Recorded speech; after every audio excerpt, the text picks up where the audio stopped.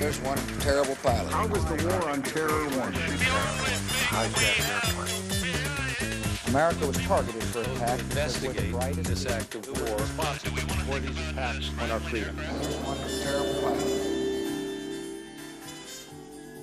Hello, I'm Barry Zwicker, journalist and media critic.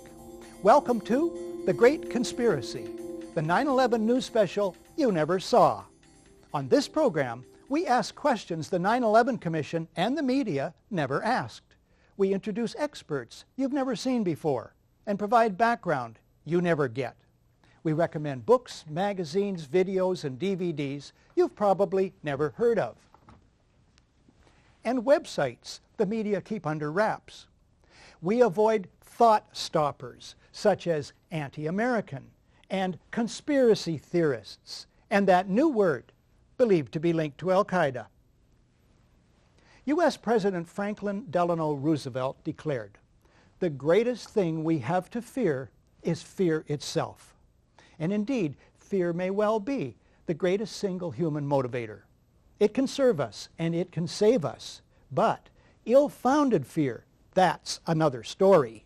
For instance, before we commit to a war based on a threat we're told to fear, before we commit our children's blood and billions of dollars to that war, we'd better be sure the threat is real, that a clear and present danger exists, because war itself is to be feared. U.S. President Franklin Delano Roosevelt fought fear. Today's leaders traffic in it, chiefly the fear of terrorism. That's it. Not global warming, not the end of oil, not domestic and worldwide injustice, not rampant militarism, not war itself, or even war without end. Just terrorism. The words are hypnotically repeated. Terrorism, terrorist, terrorist threat, and of course, believed to be linked to Al-Qaeda. These words appear in millions of newspaper and magazine headlines and are embedded by the billions in stories. But it's the so-called war on terrorism that's in our faces practically 24/7 as the inescapable focus of our existence and the justification for great sacrifice. One day, our grandchildren will look back on this time and ask, how was the war on terror won? And we will tell them about the brave men and women who gave their lives so that we could live in freedom. Some would have it that our support for this new quasi-religion, the so-called war on terrorism, is the measure of our commitment to country and civilization. This program explores interwoven fictions that make up the fabric of the so-called war on terrorism.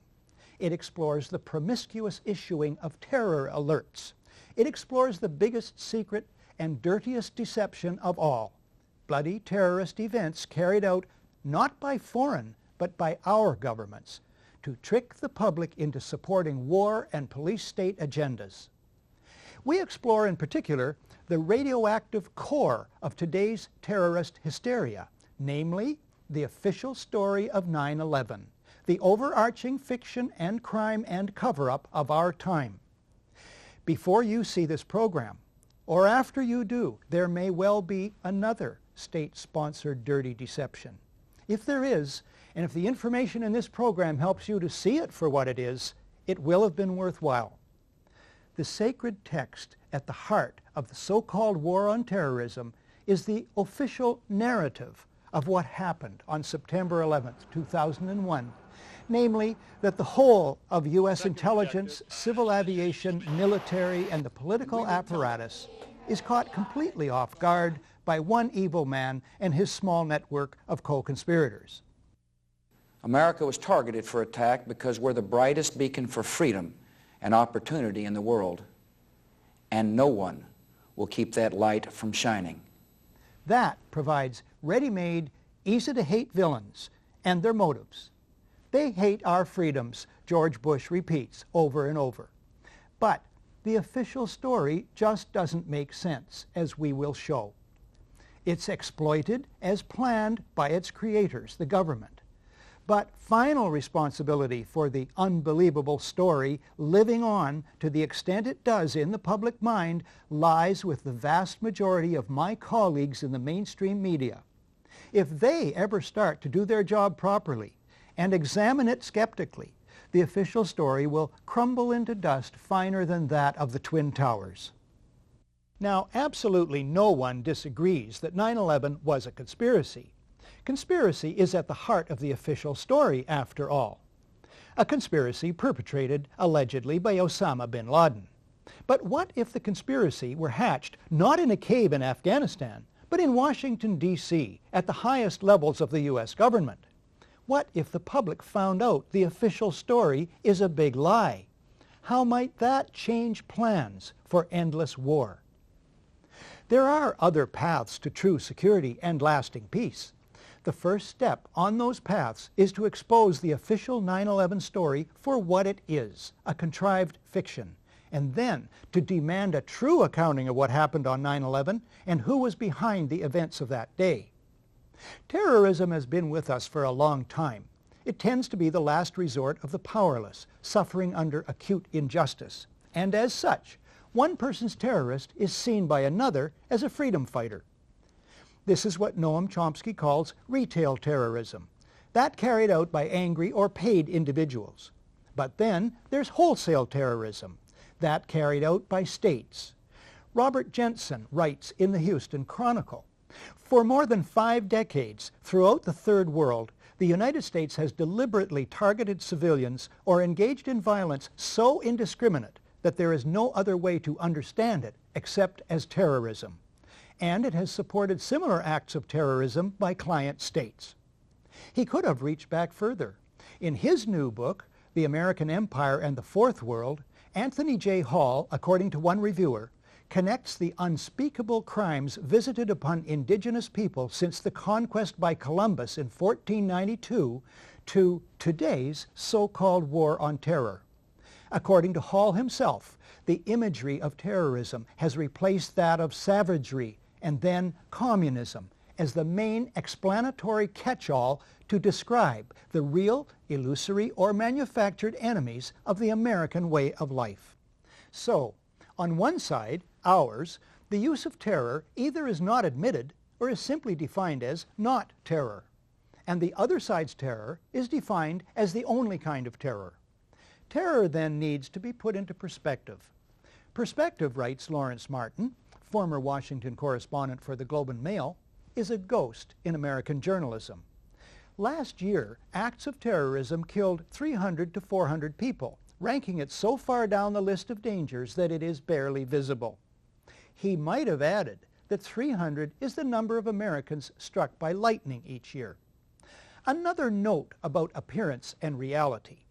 The vast majority of people arrested as terrorism suspects are released without charges being laid. It's the arrest stories with those Arab names and pictures that remain in the public mind as reality. Isn't there a pattern of state-sponsored, media-abetted deception here?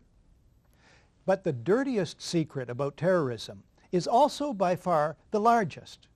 Many spectacular acts of terrorism are fearsome fakeries carried out by cabals within governments, and I mean our own governments. The gold standard is the attack on one's own country to mobilize public opinion for power, political gain, and profit. The Nazis masterminded the torching of the Reichstag, the German parliament buildings, on February the 27th, 1933, 1 week before a national election. That they did so is historical fact, portrayed best in William L. Shirer's masterpiece, The Rise and Fall of the Third Reich. Within hours, Hitler and his henchmen designate the communists as the villains and label them terrorists. The government promises proof, but never provides it. The communists did not do it. A single communist was the patsy. The big lie of who torched the Reichstag is used by Hitler to sow fear. He bullies the German president to sign a decree suspending 7 main articles of the German Constitution. The claim is that the fatherland, think homeland, is under threat. Ensuing arrests and murders of communists and socialists terrorize anti-Hitler dissent. In the ensuing election, Hitler does not get the majority he needs to rule. But soon after, he essentially seizes power. He then is free to launch preemptive strikes against other countries and wage a world war sold as patriotic. The ultimate result for Germans is calamitous. 600,000 civilians dead, 7.5 million homeless, their country broke and in ruins. The Reichstag fire was a major turning point. Within hours of the planes crashing into the World Trade Center, the Bush White House designates the alleged villains. Within 30 days, the U.S. Constitution and the civil liberties of Americans are weakened by near unanimous passage of the Patriot Act.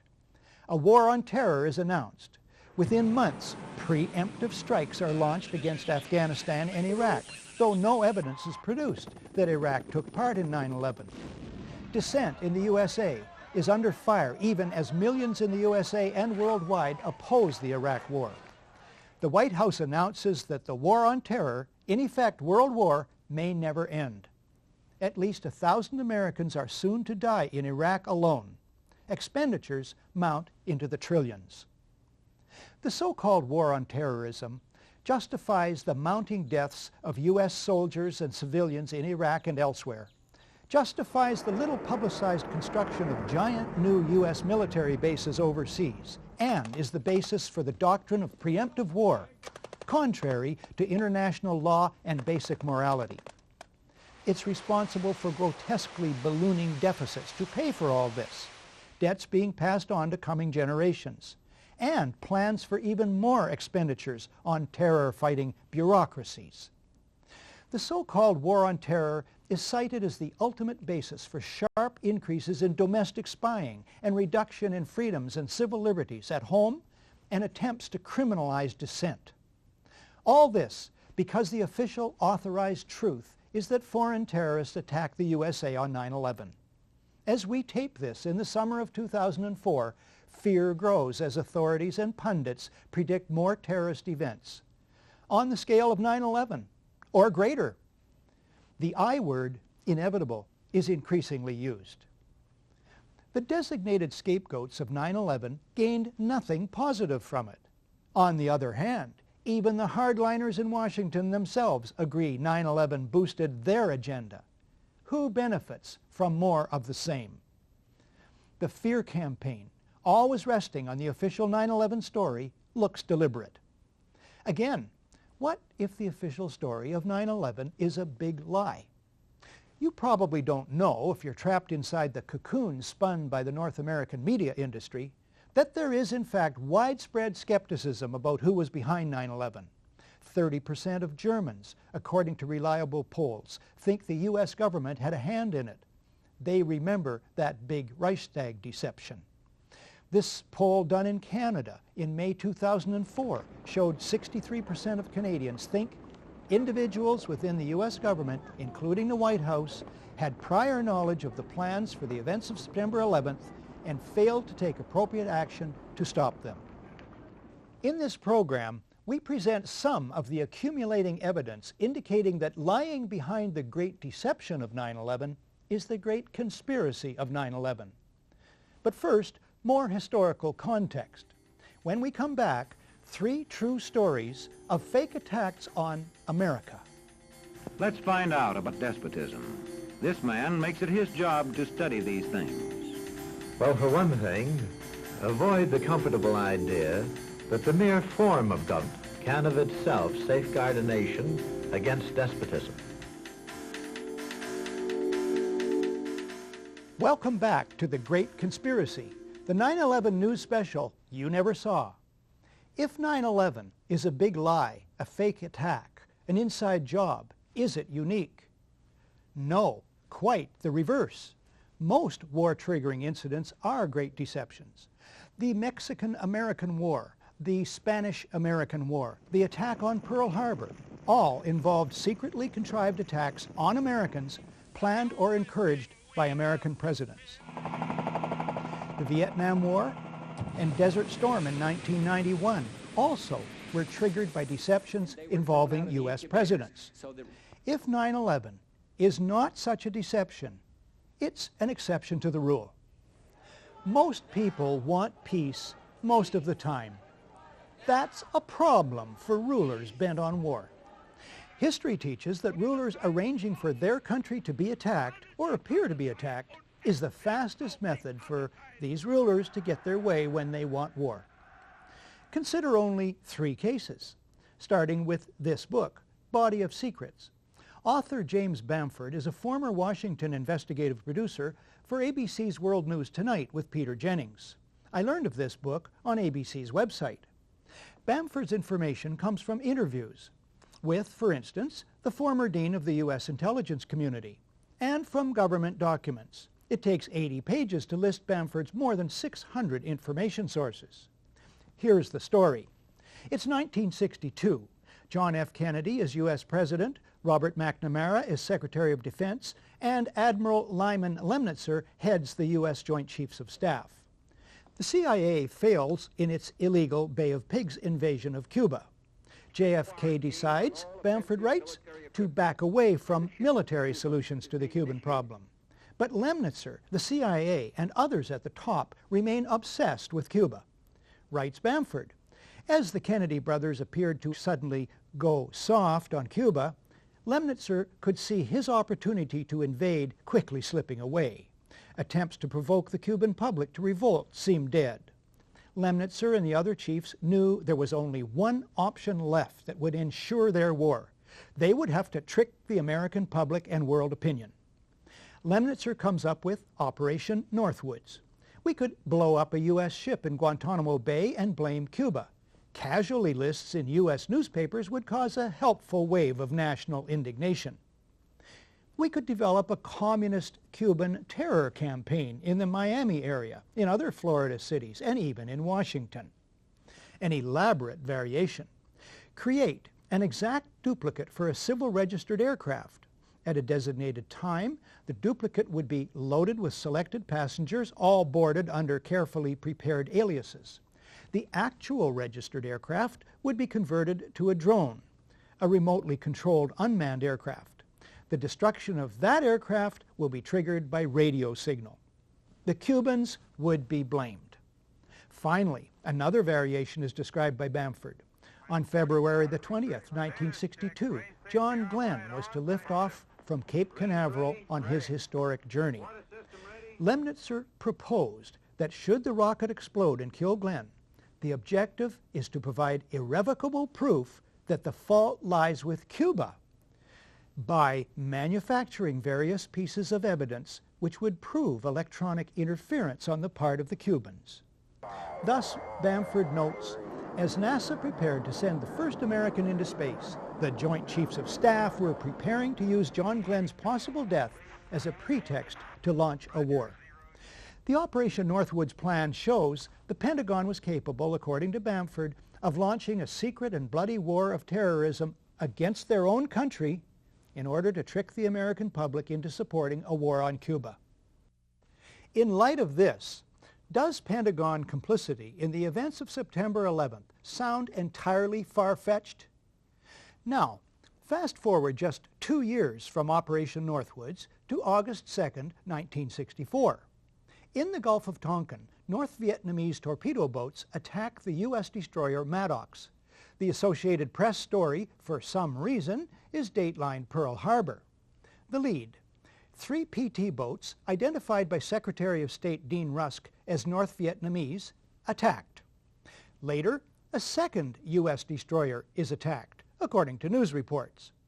Although no U.S. sailor suffers a scratch, the American public is outraged. President Lyndon Johnson goes on television to ask the country to support war action. 2 days later, the Tonkin Gulf Resolution is approved by the U.S. House of Representatives unanimously, then by the Senate 88-2. The resolution becomes the entire justification for the United States war against Vietnam. Before that's over, 58,000 American soldiers and 3 million Vietnamese die. One small problem: there never were any North Vietnamese PT boats. The events never happened. As Secretary of State Rusk, the President, and Defense Secretary Robert McNamara well know. They know because they planned the entire deception. One source for this is former Admiral James Stockdale in his book, In Love and War. On the night in question, Stockdale is at the controls of a fighter jet, flying cover for the two destroyers. He sees nothing. Another source is Ben Bradley, much respected former managing editor of the Washington Post. Bradley, in a public lecture in England in April 1987, states, "The facts behind this critically important resolution were quite simply lies." Fast forward again to August 2nd, 1990. Iraq attacks Kuwait, claiming the Kuwaitis are slant drilling into Iraq's oil fields. U.S. President George Herbert Walker Bush pushes for a land war against Iraq, but polls show the U.S. public is split 50-50 on that idea.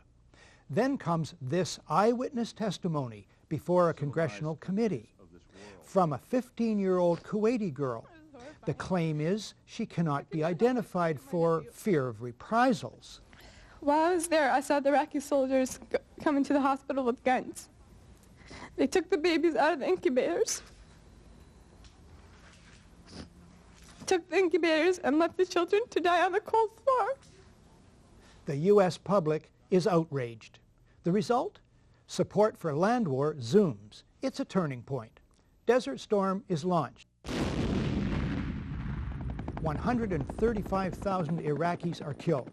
An estimated 1 million Iraqis, many of them children and old people, then die as a result of 10 years of sanctions. One small problem. There never were any incubator baby deaths, not one.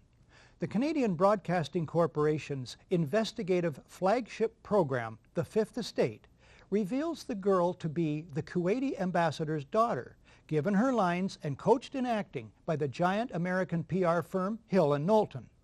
It's one phase in a $10 million joint U.S.-Kuwaiti campaign of deception. This man is lying. I myself buried 14 newborn babies that had been taken from their incubators. This man is lying. And they had kids in incubators, and they were thrown out of the incubators so that Kuwait could be systematically dismantled. There were a lot of people who participated in a conspiracy. Yes, an out-and-out conspiracy of fake organizations, false documents, fraud, and disinformation. So, if a new man named Bush is in the White House and helps engineer a brazen deception in order to achieve global geopolitical goals as well as domestic and personal ones, it wouldn't be a first, would it? After a short break, a detailed look at the events of September 11th, 2001. Today, democracy can ebb away in communities whose citizens allow power to become concentrated in the hands of bosses. What I say goes, see? I'm the law around here. The test of despotic power is that it can disregard the will of the people. Welcome back to The Great Conspiracy, the 9/11 news special you never saw. The events of 9/11 begin with aircraft going wildly off course. Incredibly, despite radar tracking for almost 2 hours, the whole of the mighty U.S. Air Force goes AWOL that morning. It's a mind-bending anomaly. Not a single U.S. Air Force interceptor turns a wheel until it's too late. There are no jets at all. It's a matter of historical record. That could happen only two ways. Either it was staggering multiple simultaneous coincidental incompetence at all levels in many agencies defying known laws of averages, a 54 million to 1 chance, which is the 9/11 Commission official story. There's another explanation. The U.S. Air Force is neutralized by design. The evidence indicates this is about a 1-to-1 chance. Standard procedures for dealing with aviation emergencies of all kinds have been in place and have worked for years. David Ray Griffin is the author of The New Pearl Harbor, the most widely respected critique of the official story of 9/11. He quotes the Federal Aviation Authority's Aeronautical Information Manual, Official Guide to Basic Flight Information and Air Traffic Control, ATC, procedures. It states, if you are in doubt that a situation constitutes an emergency or potential emergency, handle it as though it were an emergency. As for the military, the guiding document is ACC 113-SAOC, Volume 3, U.S. Air Defense Command and Control Operations. At the top of the first page, it reads, "Compliance with this order is mandatory." The first paragraph reads, in part, "The ADC, Air Defense Command, is to provide North American Aerospace Defense Command with the means to detect, monitor, identify, intercept, report, and if necessary, destroy any airborne object that may pose a threat to North America in the fulfillment of the Tactical Threat Warning Attack Assessment and to provide such information to collateral missions of NORAD." Michael Rupert, a former Los Angeles Police Department detective, was the first major 9/11 skeptic and researcher in the world and remains one of the foremost. He was one of 40 experts on 9/11 who testified at the 6-day International Citizens Inquiry into 9/11, held in Toronto in May of 2004. I helped organize that event. At the inquiry, Michael Rupert addresses the absence of jet interceptors, but the unlikelihood of a simple stand-down order, and asks, What if they were so confused and had been so deliberately confused that they couldn't respond? Michael Rupert is standing by at his office in Sherman Oaks, California. Michael, thanks for this. What is the reason for the failure of U.S. military jets to show up in a timely fashion on 9/11? Well, the simple fact is, Barry, that they didn't know where to go. The reason that they didn't know where to go was because a number of conflicting and overlapping war game exercises were taking place, one of which, Northern Vigilance, had pulled a significant number of North American fighter aircraft into Canada and Western Alaska and Northern Alaska in a mock Cold War hijack exercise. There was another drill, Vigilant Guardian, which was a hijack exercise, a command post exercise, but it involved the insertion of false radar blips onto radar screens in the Northeast Air Defense Sector. In addition, we have a confirmation, thanks to General Richard Myers, who was acting chairman of the Joint Chiefs, who told Richard Clark, as reported in Clark's book, that there was another exercise, Vigilant Warrior, which was, in fact, according to a NORAD source, a live-fly hijack drill being conducted at the same time. With only 8 available fighter aircraft, and they have to be dispatched in pairs, they were dealing with as many as 22 possible hijacks on the day of 9/11, and they couldn't separate the war game exercises from the actual hijacks. But this was done deliberately, though. Apparently so, and I will be saying that in my forthcoming book, Crossing the Rubicon, 9/11 and the Decline of American Empire at the End of the Age of Oil. We have done an extensive investigation on that to show that these war game exercises were apparently very well planned by someone who I will show, I believe, was Dick Cheney in the United States government to deliberately confuse FAA, NORAD, and U.S. Air Force fighter response to fulfill a prophecy that another man had once said, "Let one happen and stop the rest." On that very point, we have a recording.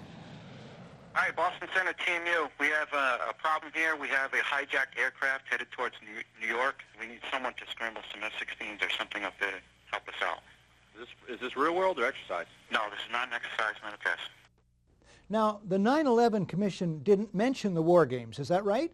No, in their final report they did mention, I think in one paragraph, Vigilant Guardian, but the response given by NORAD Commanding General Ralph Eberhardt and other Air Force spokespeople was absolutely nonsensical, and it made no mention of any of the other war game exercises. Eberhardt's position was, in fact, which is a very ludicrous position, that the Vigilant Guardian exercise, leaving aside the others, actually helped speed response on 9/11, and that is absolutely not the case.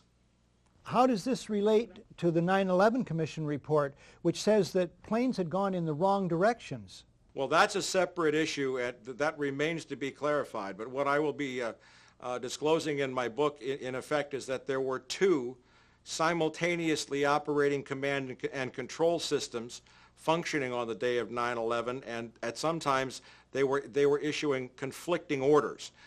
We do not have a clear explanation for why fighters from Andrews Air Force Base were sent out over the sea, first and couldn't turn around because the 9/11 Commission seemed to change all the evidence just arbitrarily right before it issued its final report. So we don't have a clear explanation, but certainly there was this all consistent with a motive that said make sure that the fighters don't get to any place in time to stop the 3 critical attacks on the World Trade Center and the Pentagon.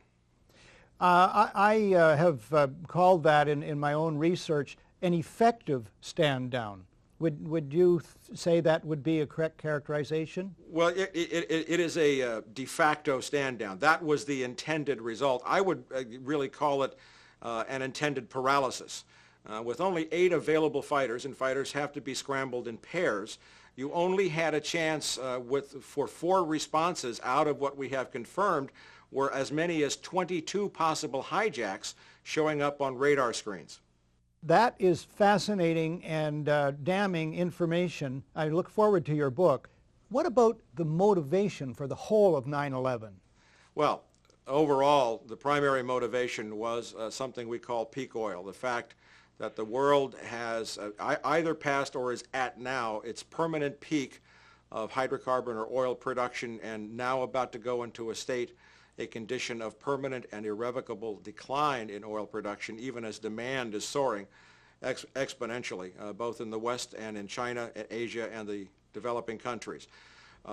This has set off what we from the wilderness, and certainly in my book we will describe as a very bitter sequence of conflicts, as Dick Cheney told us in the war, that will not end in our lifetimes, to secure the last remaining oil reserves on the planet.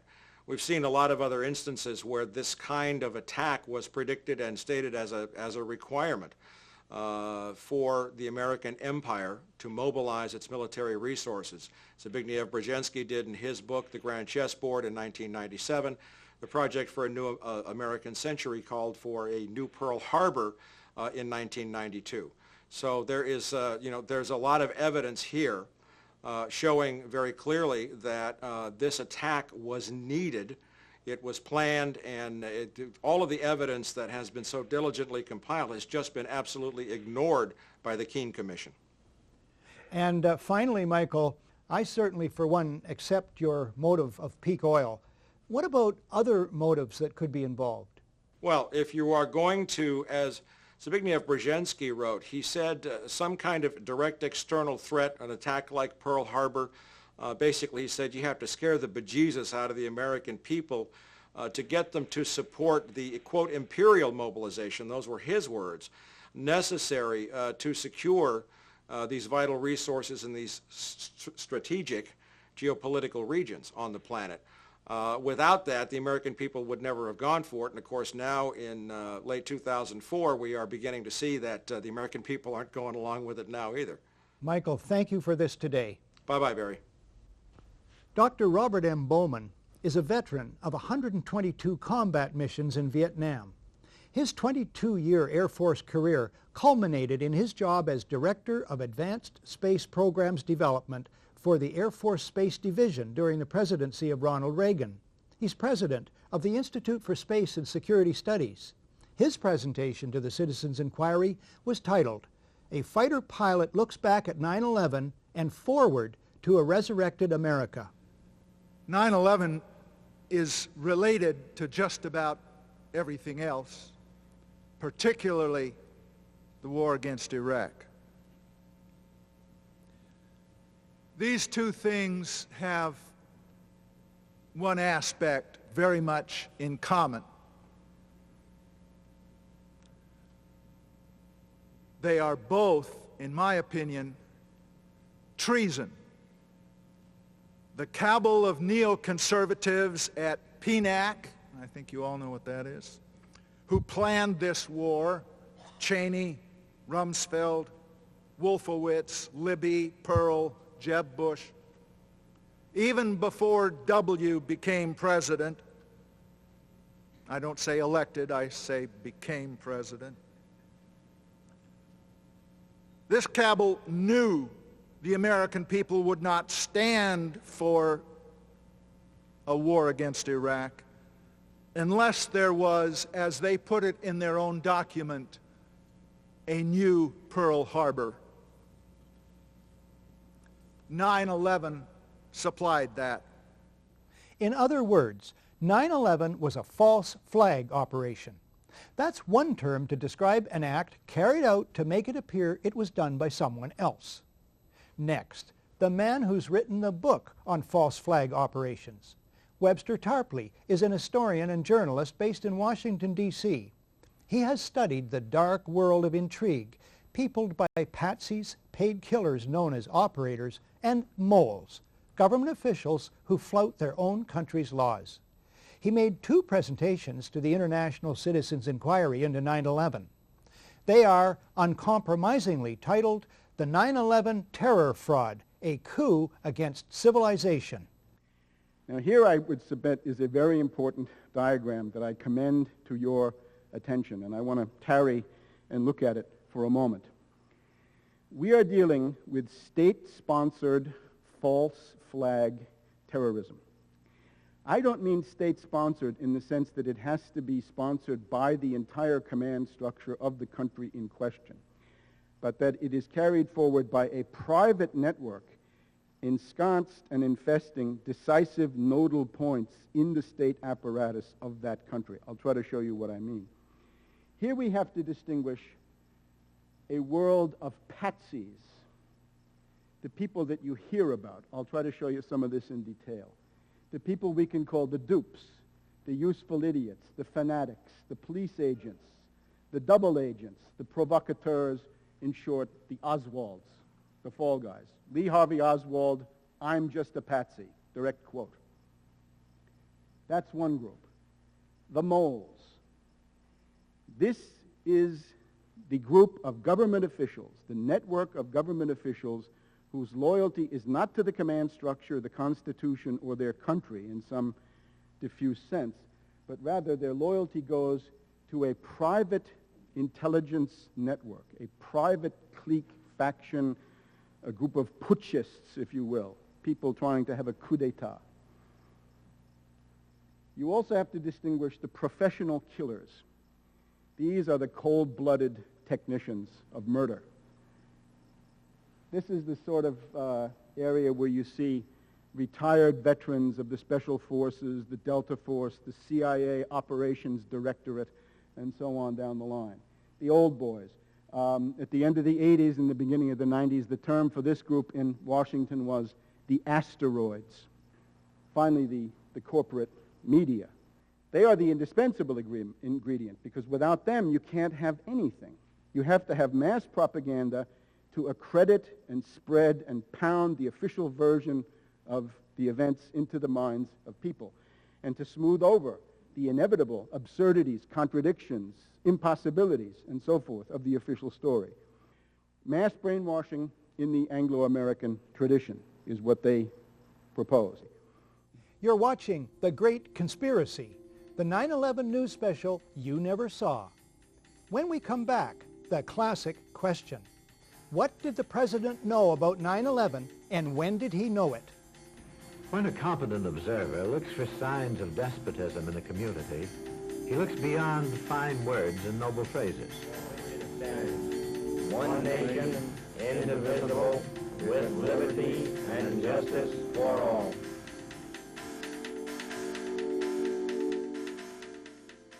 Welcome back to The Great Conspiracy, the 9/11 news special you never saw.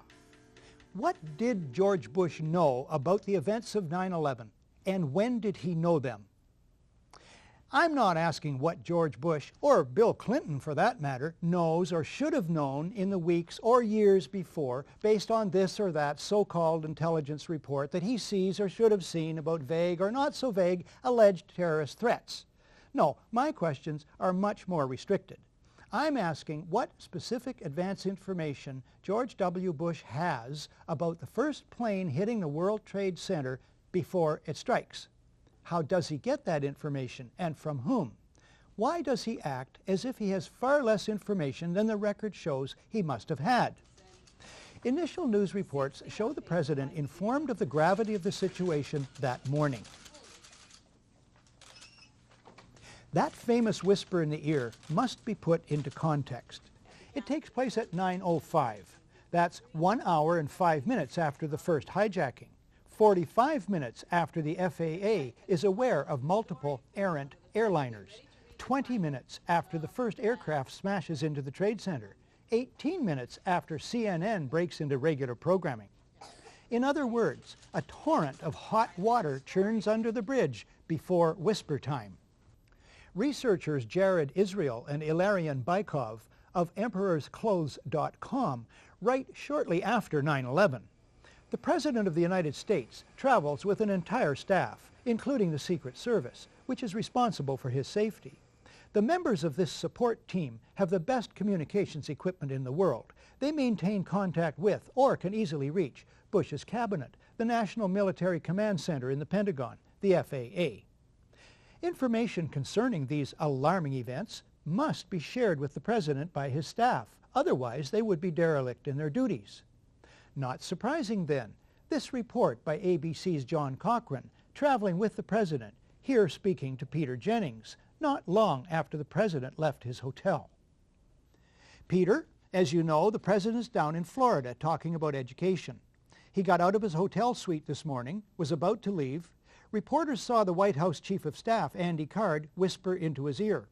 The reporter said to the President, "Do you know what's going on in New York?" He said he did, and he said he will have something about it later. His first event is in about half an hour at an elementary school in Sarasota, Florida. Something is very odd about the President's behavior. The President is aware, by his own words, that something serious is happening in New York. He additionally has to be aware of a great deal more about the situation. You have John Ashcroft later in the day at a press conference. Immediately after the first report of a plane crashing into the World Trade Towers, numerous federal agencies coordinating with the White House mobilized their resources. You have Vice President Dick Cheney, September 16th on NBC's Meet the Press. He tells host Tim Russert, the Secret Service has an arrangement with the FAA. They had open lines after the World Trade Center was... Then he stops himself. You have Laura Brown of the FAA. She attends hearings of the 9/11 Commission that bear on the aviation aspects of the day. Embarrassed by previous non-forthcoming testimony about the FAA's role, she sends an email in May of 2003 to members of the media whose business cards she had collected. Within minutes after the first aircraft hit the World Trade Center, she states in her email, the FAA immediately established several phone bridges that included FAA field facilities, the FAA Command Center, FAA Headquarters, DOD, the Secret Service, and other government agencies. The U.S. Air Force liaison to the FAA immediately joined the FAA Headquarters phone bridge and established contact with NORAD on a separate line.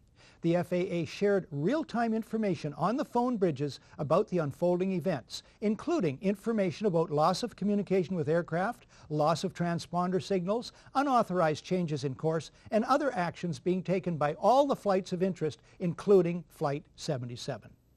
So, in light of all this, here's the odd thing about George Bush's behavior. He and his staff could cancel or postpone an easily postponable photo op. But they don't. Why? On 9/11, Bush acts, and I emphasize acts, as if he doesn't know, as if he's not in touch. He proceeds with, or feigns, normality. Now to something else that's puzzling. At a town hall session in Orlando, Florida on December the 4th, 2001, here's the President's own account of the early morning of 9/11. How did you feel when you heard about the terrorist attack? Well, thank you, Jordan.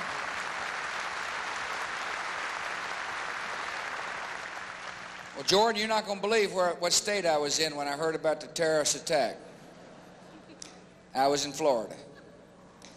And my chief of staff, Andy Card, well, actually I was in a classroom talking about a reading program that works. And was sitting outside the classroom waiting to go in, and I saw an airplane hit the tower of a TV. You know, the TV was obviously on. The President tells us he sees, on an ordinary TV set outside a school classroom, the first plane hit the World Trade Center. He gives the oddly reinforcing detail that, quote, the TV was obviously on, unquote. He continues. I used to fly myself, and I said, well, there's one terrible pilot. And I said it must have been a horrible accident. But I was whisked off there. I didn't have much time to think about it. Didn't have time to think about it. As if his being told, time to meet the kids, Mr. President, stops all his thought processes concerning the remarkable image of what he's told us he's just seen on an ordinary TV, on top of all his knowledge of the unprecedented situation from earlier in the morning. But anyway, could George Bush have seen on ordinary TV the first plane hit the World Trade Center? No, he could not have. The footage of that first strike only shows up on television the next day, September the 12th, 2001. It was taken by a French documentary crew that happened to be in downtown New York.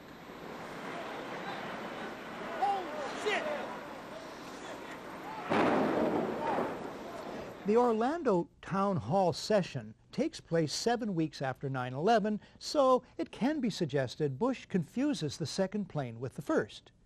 But how to explain this? We've all seen Andy Card do that. None of this can ever be retracted. It is an interlocking historical record. Why go on at length about this? Because it may one day become the basis for criminal court proceedings.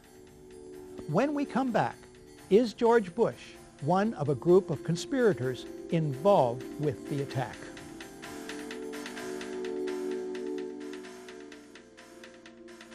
Welcome back to The Great Conspiracy, the 9/11 news special you never saw.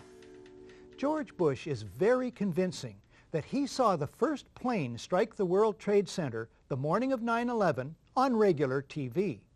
He provides supporting details, has repeated the story, and never retracted it.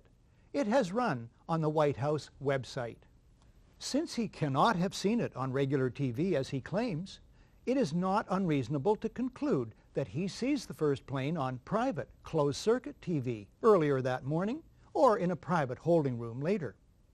Either way, I submit this could mean that someone had to arrange for cameras to be positioned and rolling to record the first plane strike.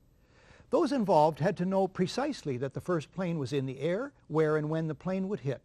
In other words, people closely associated with the President of the United States had very specific prior knowledge of the existence of the first plane, its destination, and its purpose. More clues. Bush's itinerary is well known. There are plenty of live news media reports concerning the President's whereabouts from the time he gets up that morning in his hotel until the time he arrives at Booker Elementary School, and how long it will take him to get there. Remember ABC's John Cochran and the half hour? Yet, the Secret Service, for at least a full half hour after he is notified that America is under attack, takes no steps to remove the President to safety. What happens instead? This footage also appears in Michael Moore's film Fahrenheit 9/11. No one claims this footage is doctored. The President continues reading a story about a pet goat for at least 7 minutes. One columnist absurdly suggests that the President doesn't want to alarm the children. But could the President not have said, "Kids, I'm sorry, I have to excuse myself. There's some important business I have to attend to. You just carry on with your reading, you hear?" Any reasonable analysis suggests that the President and his handlers share sufficient real-time and prior knowledge of the unprecedented events of that day. The public record shows the President and his associates fail to act appropriately, that they in fact create a fiction and play act their assigned roles.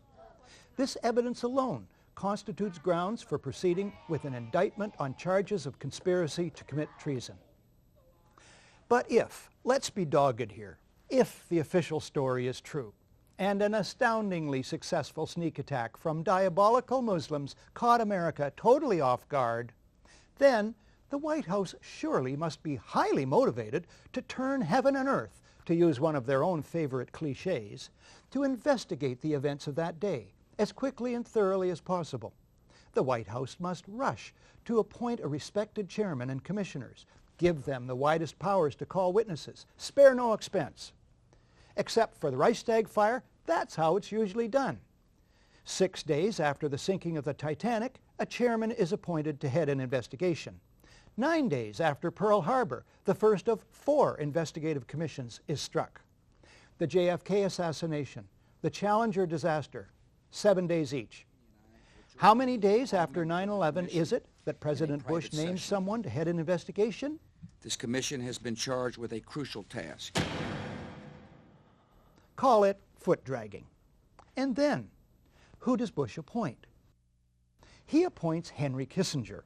Naming Kissinger sets a new standard for cynicism, or for being out of touch, or both.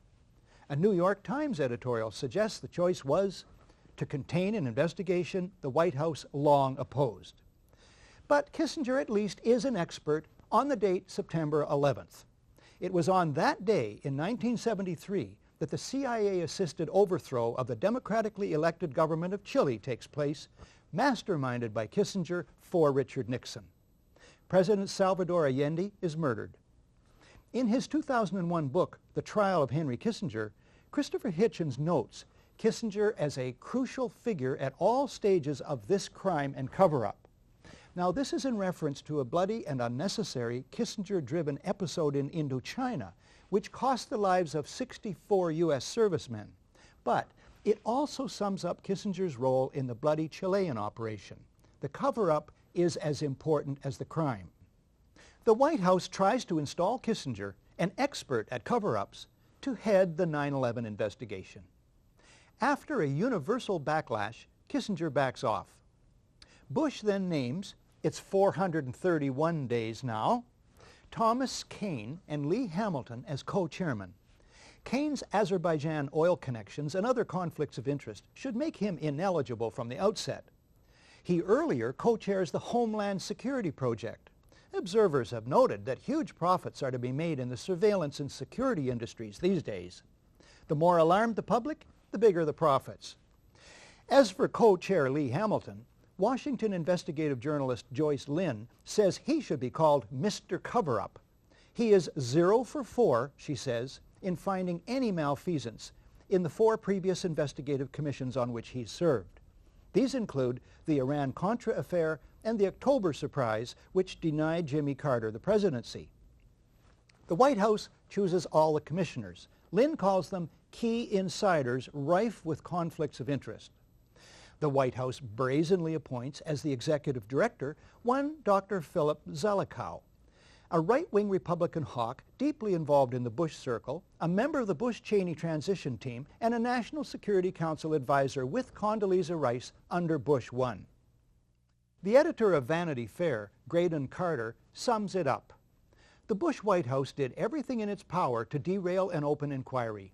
Then, when faced with its inevitability, the President and his aides sought to limit its scope, its access, and its funding.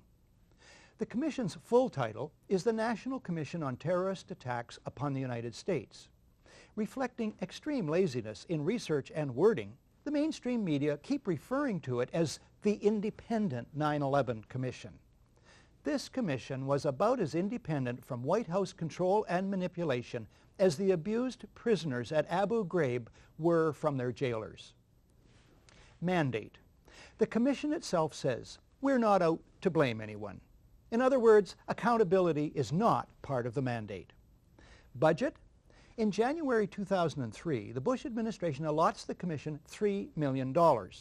This compares to $5 million for a 1996 commission that looked into casino gambling, and $50 million each for the inquiries into the Columbia shuttle explosion and the Clintons' failed Whitewater deal. The dollar amount is later grudgingly raised but never exceeds $15 million. The White House releases only 25% of 11,000 documents requested. It blacks out portions of the released documents, resists requests that the administration officials testify under oath, and tries to rush the commission's deadline. After a cat-and-mouse game, Bush and Cheney meet the commission. But it is behind closed doors. They refuse to testify under oath. No tape recorders are allowed. No transcript is allowed. Bush makes no opening statement, and those taking notes must submit them to security personnel. All of this is what is called in law guilty demeanor.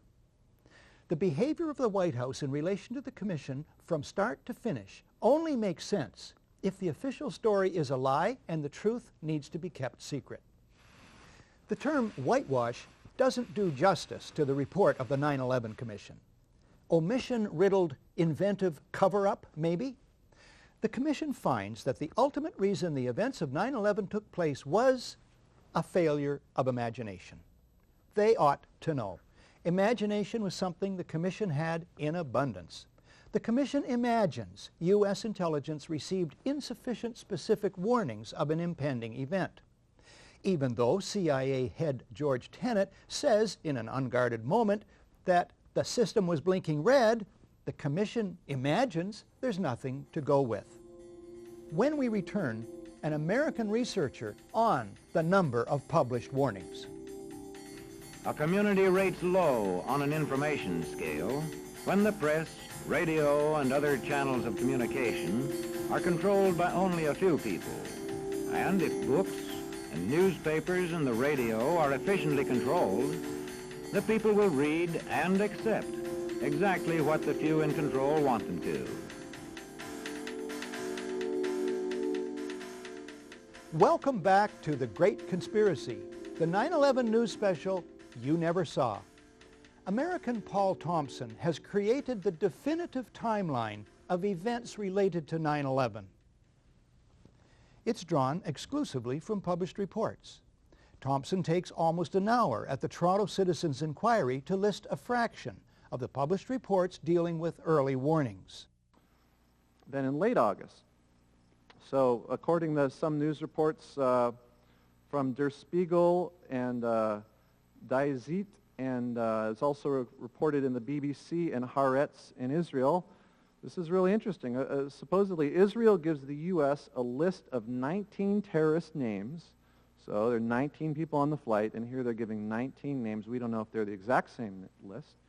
But we do know, according to these reports, that 4 of the names are the same, including Nawaf al-Hazmi, Khalid al-Midar, Marwan al-Shihi, and Mohammed Atta. So these are like the big leaders of the 9/11 attack, and here Israel is saying that these people are inside the United States and planning an imminent attack.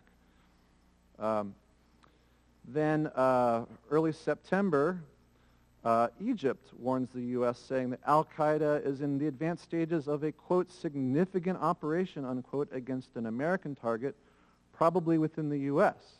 So, you know, just as an aside, remember that virtually every one of these things I've been talking about is talking about an attack inside the U.S.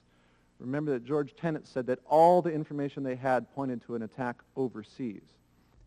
In the context of this program, it's important to note these warnings are from individuals, agencies, and whole governments who are obviously not in on the plot.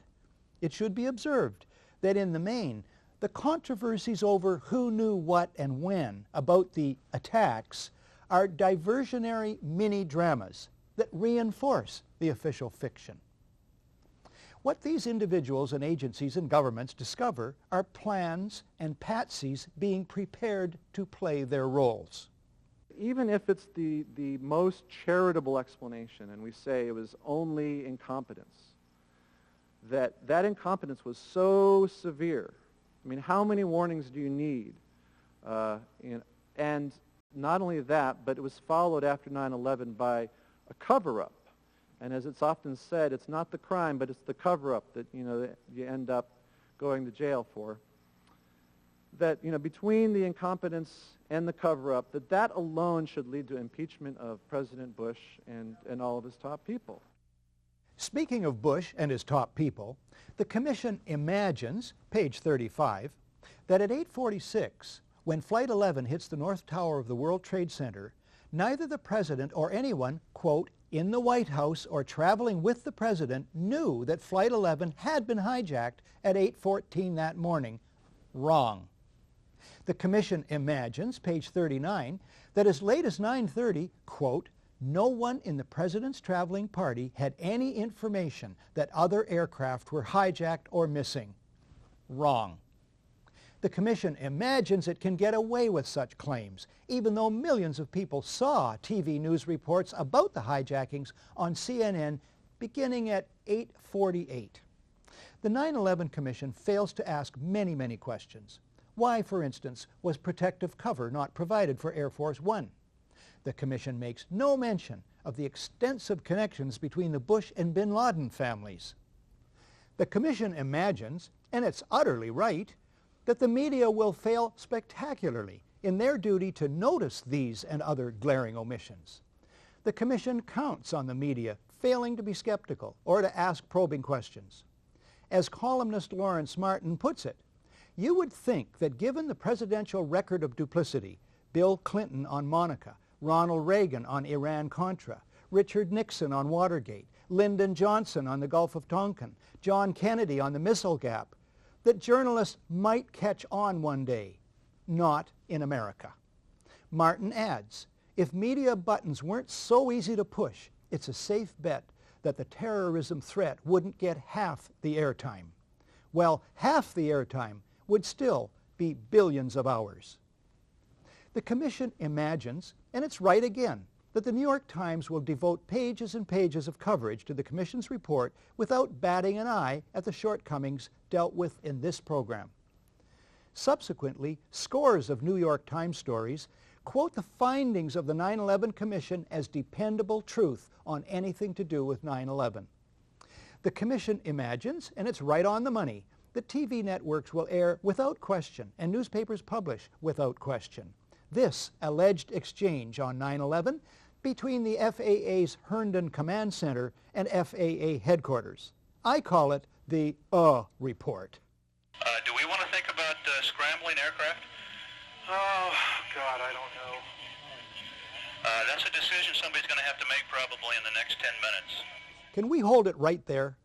Imagine anyone, say yourself, learning of a major emergency. A neighbor calls to tell you your house is on fire. And you say, yeah, somebody's going to have to make a decision about that in probably 10 minutes.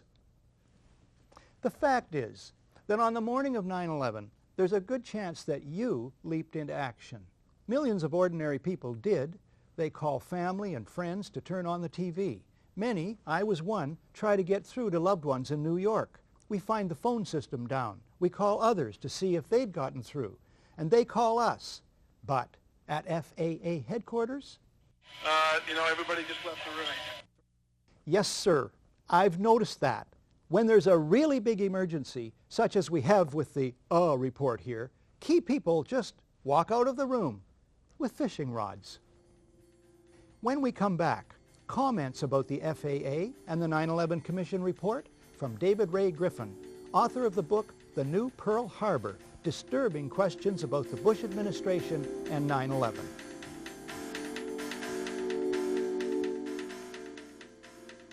Welcome back. David Ray Griffin's book, The New Pearl Harbor, is widely admired as the definitive critique of the official story of 9/11. Griffin has gone on to draft a critique of the report of the 9/11 Commission. Griffin concludes that the Commission sets up the FAA as the fall guy to protect the U.S. military and thereby the Bush administration. In one case, the Commission claims officials at FAA headquarters had to debate whether the report of a hijacked airliner with a bomb aboard was enough to justify bothering the military. The Commission, says Griffin, portrays most FAA personnel as hopeless bunglers. In fact, in Griffin's words, guilty of criminal negligence of the most extreme sort. Yet, this is the same Commission that says it cannot find any particular people deserving of blame. A remarkable contradiction. Another one. The Commission itself points out the FAA did have one truly unprecedented task to perform that day. Namely, immediately landing thousands of aircraft in the air wherever they were. The Commission agrees the FAA, and I quote, executed that unprecedented task flawlessly, unquote. Is it not strange, asks Griffin, that FAA personnel carried out this unprecedented task flawlessly and yet failed so miserably with tasks they had been performing on a regular basis. Additionally, Griffin observes, according to the Commission, the U.S. military is itself blind, being wholly dependent on the FAA to inform it about what is going on in U.S. airspace. The commissioners would have us forget, as they do, the billions of dollars NORAD spent building detection systems second to none. As Thierry Meyssan writes in his book, Pentagate, the military in fact possess several very sophisticated radar monitoring systems, incomparable with the civilian systems. The website for one of these systems, called PAVE-PAWS, states it is capable of detecting and monitoring a great number of targets that would be consistent with a massive submarine-launched ballistic missile, or SLBM, attack. Are we to believe, Griffin asks, that our military's radar systems, which could simultaneously track dozens of missiles, could not track a single airliner headed for New York City? Griffin and others list several serious matters in which the 9/11 Commission shows no interest. They include the puzzling nature of the collapse of the Twin Towers. Jet fuel cannot burn hot enough to melt structural steel. Why surface-to-air missiles at the Pentagon were not triggered to protect the building. The question of what hit the Pentagon. The hole in the building was much smaller than a 757 would make. The connections between the Bush and bin Laden families. And the startling case of World Trade Center Building Number 7. I'm standing at a location that has come to be known widely across the world simply as Ground Zero. Right behind me is where the Twin Towers had once stood, and currently the area is under renovation in what will become in part a memorial to the some 3,000 victims from over 80 different countries who were murdered on September 11, 2001. Many of us will never forget the images that were broadcast on that tragic day. But largely and widely unknown across the world is the fact that a third building also went down on the morning of September 11th. World Trade Center 7 stood 100 yards across from Towers 1 and 2, clear across an entire city block. We see now that World Trade Center 7 is currently under reconstruction and the new building stands 40 stories tall. In the early afternoon of September 11th, fires broke out in World Trade Center 7. And when we look at the photographs and video available from that day, we see the fires are mostly on the lower floors and they're largely contained and actually very small. Regardless, at 5:25 p.m., about 7 hours after the first two buildings went down, World Trade Center 7 implodes. And it implodes in a free fall. That's about the speed of gravity. And it does so into its own footprint. And when World Trade Center 7 comes down, it does not damage either of the buildings significantly on either side of it. Now, if you were to ask a structural engineer or a demolition expert about World Trade Center 7, with the facts that have just been presented to you, they would likely not call it a collapse. They would likely call it a work of art. World Trade Center 7 was a controlled demolition. The Federal Emergency Management Agency, FEMA, conducted an investigation into what caused the towers to fall. It concluded that whatever it was that caused World Trade Center 7 to come down, it remains unknown. Fire Engineering Magazine, the 125-year-old paper of record amongst the fire engineering community, came out in January of 2004 and called FEMA's investigation a half-baked farce working on a shoestring budget. Now, the question you should be asking yourself is why? Why did World Trade Center 7 need to be taken down in a controlled demolition? Well, when we look closely at the tenants in the office spaces in World Trade Center 7, effectively 7 was a military building. The CIA had a clandestine bunker on the 23rd floor of World Trade Center 7. Secret Service had offices in World Trade Center 7. Rudolph Giuliani's Office of Emergency Management was located in World Trade Center 7, which would have been the perfect center to respond to an emergency such as 9/11, except that the tragedy caused them to evacuate the bunker at 9:25 a.m. in the morning. Additionally, the Security and Exchange Commission, the SEC, had offices in World Trade Center 7. Now, this was late 2001. This was at the height of the investigation into Enron. So the majority of Enron's SEC filings were likely destroyed when World Trade Center 7 came down. Now, in September of 2002, PBS aired a documentary titled America Rebuilds, and in this documentary, Larry Silverstein was interviewed. Larry Silverstein leased the World Trade Center complex just a few months before 9/11 occurred. And in this documentary, Silverstein is seen making a shocking commentary in which it appears he himself states World Trade Center 7 was a controlled demolition. I remember getting a call from the fire department commander telling me that they were not sure they were going to be able to contain the fire. And I said, you know, we've had such terrible loss of life. Maybe the smartest thing to do is pull it. And they made that decision to pull, and then we watched the building collapse. Now, the term pull, which you just saw Larry Silverstein use, is an industry term that means to demolish, a controlled demolition. What did Larry Silverstein exactly say here? Did he say World Trade Center 7 was a controlled demolition? If so, is it conceivable that through all the melee and hysteria that was going on the morning of September 11th, a demolition crew could have came in and taken down World Trade Center 7 within 7 hours? Most controlled demolitions take up to 2 weeks in intense planning to make happen. If this is the case, the only explanation that makes sense is that a controlled demolition was planned way in advance of September 11th, 2001. This and other overwhelming evidence ignored or explained away by the 9/11 Commission, which should be called the 9/11 Cover-Up Commission, suggests 9/11 is planned and executed at the highest levels of the U.S. government. People forget what immense powers and resources governments and shadow governments have to organize covert operations, fabricate false evidence, destroy real evidence, issue misleading statements, organize cover-ups, and generally make things happen through deploying agents, career inducements, bribery, and threats, subtle or otherwise. Governments have the powers to kill, maim, and imprison, and they use them.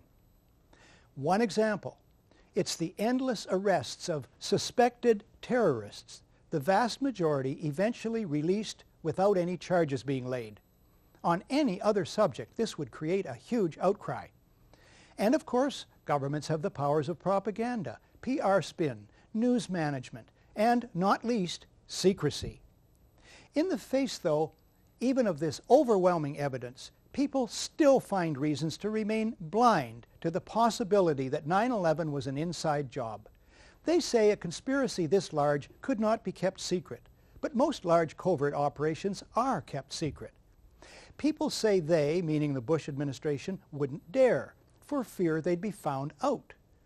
As for being found out by the media, well, what's to fear so far?